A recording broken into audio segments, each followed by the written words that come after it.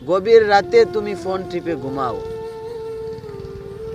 আবার 8টা-10টা বাজে ঘুম থেকে উঠো, নামাজ পড়ো না। কোন দুনিয়া বসবাস করো ভাই? যে দুনিয়া বসবাস করতেছো ওই দুনিয়াটা হচ্ছে খেলা তামাশার ঘর।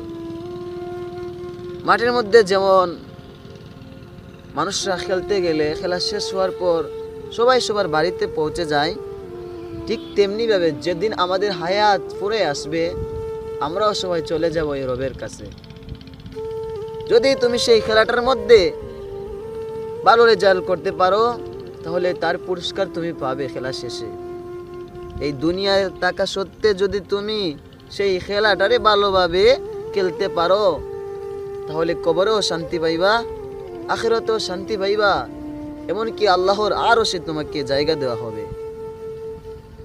দুনিয়ার প্রতি লোভ আমাদের এতটা ডুবে গিয়েছে যে আমরা আল্লাহ তাআলাকে একদমই ভুলে গিয়েছি। আরে শয়তান তো সেদিনই আল্লাহর কাছে ওয়াদা করে আসছিল যে আল্লাহ, আমি আপনার একটা বান্দাকেও জান্নাতে যেতে দেব না। সামান্য একটা মাটির মানুষের কারণে আপনি আমাকে জান্নাত থেকে বের করে দিয়েছেন, তবে আমিও দেখে নেব আপনার বান্দাগুলো কিভাবে জান্নাতে যায়। আমি ওদেরকে রোগের শিরায় শিরায় ধোঁকা দেব।